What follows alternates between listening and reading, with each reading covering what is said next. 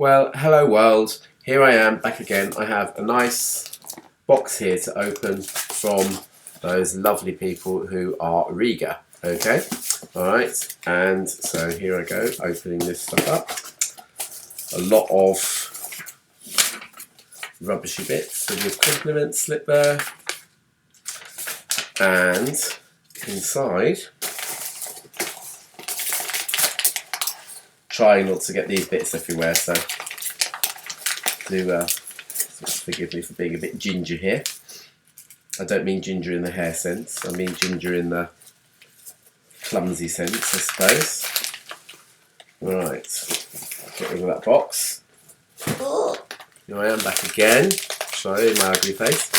Right, and voila, envelope. And inside the envelope is some polythene stuff, and inside there is a mug, a Rega mug. Now, the thing about this Rega mug is that they're not for sale to the general public. When I went to Audio Tea, I saw them in the window and I said, "Oh, can you buy those mugs?" And they said no, they're special promotional ones from Rega themselves. Oops, sorry, making a mess. They're special promotional mugs from Rega themselves. And so what I did was I actually wrote to Rega, because I think, not that I have ever had any dealings with them at all. This is the first communication in years that I've ever had with them. And yeah, I wrote to them, first of all, telling them how wonderful the RP8 was, because it is. But I mentioned to them my gripe, which I talked about on here, about the unnumbered tracking dial, and how fiddly the new arms were to set up. And they said that all the points that I made were valid points. The biggest problem that they'd had with the old style tracking arms that had the printed markings on them, where they kept having to send back the sort of round gauge thing, because, or reject, I don't know about send back, because I think they make it all in-house, but they kept having to reject lots of the dials with the markers on because of incorrect print, and you can see, yeah, that could probably be a bit of a headache, because you'd have to get the markings on in exactly the right place on the dial, and if there were a few sort of millicentimeters or millimeters out, then that could be, you know, an nth of a gram. And considering that actually, you know, tracking is you know, dealt with in such small fractions of a gram, it could be a headache if the markings were out slightly. So what they did was that they built in the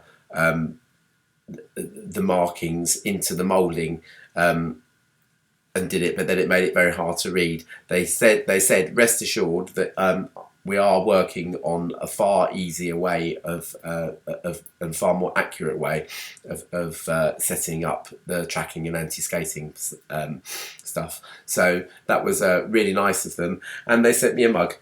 They shared my letter around the team, and they thanked me for my nice comments. So that was really nice of them. So thank you, Rega. Okay, and yeah, let's look forward then to some arms in future where the tracking and anti-skating is much more easy and much more accurate to set up. Once you have got it set up accurately, they're lovely and they're absolutely perfect. I mean, as I say, I used a test record to set mine up, and having done that, I then took out my stereo checkout record, tried the blank groove, and the anti-skating was absolutely perfect. So, yeah, I actually, you can see it behind me. There's a small paperback book there, and that's a book. I'll get it. I'll show you. This is called Introducing Hi-Fi. You have to teach yourself hi-fi. It's not that complicated, darlings. It really isn't.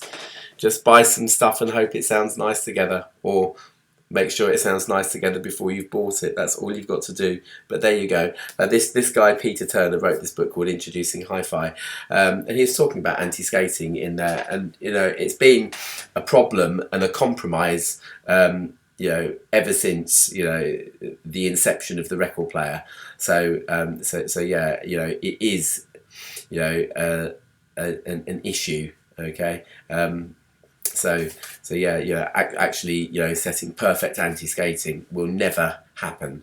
Okay, all you can do is get it as absolutely the best as you possibly can. And you know, thankfully, you know, you can do it with Rega arms. They are brilliant tone arms. You know, as I say, you know, they make, you know, the exact cartridge on my RP8 work really hard. And it, you know, it accesses areas of the groove that have probably never been played before. You know, last night I played a very well loved, shall we say, copy of George Harrison's All Things Must Pass album. That's a triple album. And the first album has obviously been the favourite of, you know, previous owners of that box set, and it's completely crackly all over the place. It doesn't jump, but it's, you know, extremely crackly. And you know, looking up a new triple set, I think there's one on Amazon for 250 quid, which I'm not really wanting to pay. It's a 2010 remaster and a repressing, but even so, I still don't want to pay 250 quid for it. So so yeah, the RP8 makes a much better fist than my old P5 did. My old P5 has sold now, by the way, and I demonstrated it to the chap who bought it from me, and yeah, I was really actually taken aback. Yes, the P5 was an excellent record player, it sounds really good, but when you put it aside or alongside, you know, a more, shall we say, I don't know, okay, let's be cheap, let's say better, put it aside the better deck, and it really does show that, you know, that there are better decks and better sound to be had. I suppose if I put my RP8 next to an SME Model 20 at about 20 times the price of the RP8, then I'll be astounded yet again. Okay, all right, anyway, thank you for watching, and I think that the Rega mug will upgrade the taste of my coffee. All right, thanks, bye.